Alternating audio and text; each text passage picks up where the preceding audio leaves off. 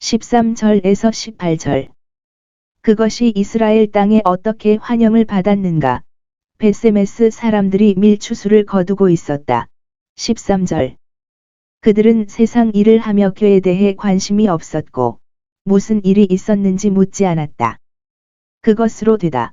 그들이 있었다면 그들은 그것이 오기 전에 미리 사적 정보를 가지고 있었고 그것을 만나기 위해 갔을 것이고 그것을 자신들의 경계로 수행했을 것입니다.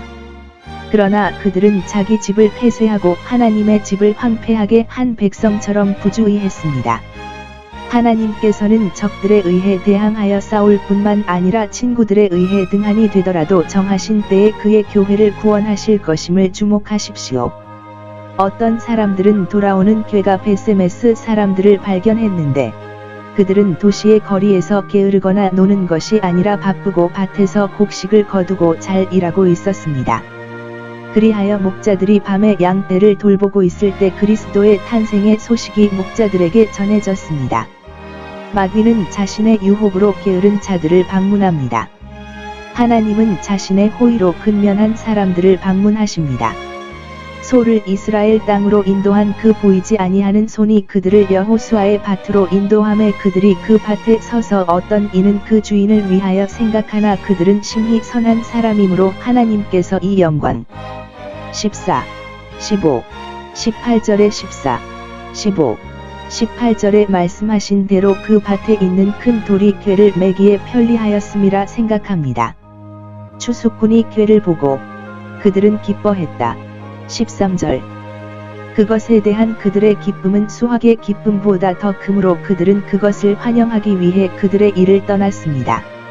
여호와께서 그의 궤의 포로를 돌이키셨을 때 그들은 꿈을 꾸는 사람들과 같았습니다. 그때 그들의 입에는 웃음이 가득했습니다. 그들이 구출이나 대속물을 시도할 만큼 열심과 용기가 없었지만 그것이 왔을 때 그들은 그것을 진심으로 환영하라고 말했습니다. 구속과 고난의 날 이후의 법궤의 반환과 거룩한 의식의 부흥은 모든 충실한 이스라엘 백성에게 큰 기쁨이 아닐 수 없습니다. 그들이 소를 하나님께 영광을 위하여 번제로 드리고 수레의 나무를 연료로 사용함. 14절. 아마도 블레셋 사람들이 그들을 보낼 때 이것을 보내려고 의도했을 것입니다. 속죄하기 위해 속건제를 드렸다. 3, 7절. 그러나 벳세메스 사람들은 그것을 사용하는 것이 합당하다고 여겼다. 그것들을 다른 용도로 사용하는 것은 결코 적합하지 않았기 때문입니다. 그 수레는 신성한 임재의 신성한 상징을 한때 나눴던 일반적인 물건을 결코 싣지 못할 것입니다.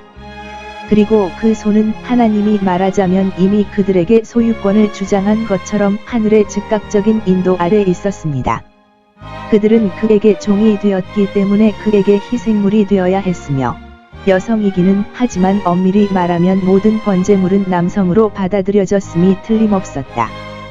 그들은 하나님께 감사의 제사를 드렸고 어떤 사람들은 큰 돌, 아마도 목적을 위해 만들어진 땅의 제단 위에 있다고 생각합니다. 15절. 그리고 예외적인 경우 성전에 있는 제단에 제사를 드리는 율법 성막들이 없어졌고 샤일로가 이제 해체되었기 때문에 더 쉽게 하나님께서 친히 그것을 버리셨고 그 최고의 영광인 궤를 저희와 함께 여기 두셨더라. 벳세메스는 비록 단 지파의 제비에 속했지만 유다에 속해 있었기 때문에 이 궤를 우연히 여기로 가져온 것은 시간이 지나면서 그곳에 계획된 정착지를 나타내는 표시였다. 하나님이 요셉의 장막을 버리실 때에 유다 지파를 택하셨음이니라. 유다의 제비 중에서 아론의 아들들에게 할당된 성읍들 중 하나였다. 수 19시 16분. 법궤는 제사장의 성이 말고 어디로 가야 합니까? 그리고 그들이 궤를 허물고 희생을 바칠, 여기서는 레위인이라고 불리지만 제사장인 것 같기 때문에 그 신성한 반차에 속한 사람들이 준비되어 있는 것은 잘한 일이었습니다. 블레셋 사람들의 방백들이 에그론으로 돌아왔다. 우리는 그들이 하나님의 영광과 이스라엘 백성의 열심에 대해 보았지만 다곤 숭배에서 회복되지 않은 것에 많은 영향을 받았을 것이라고 추측할 수 있습니다.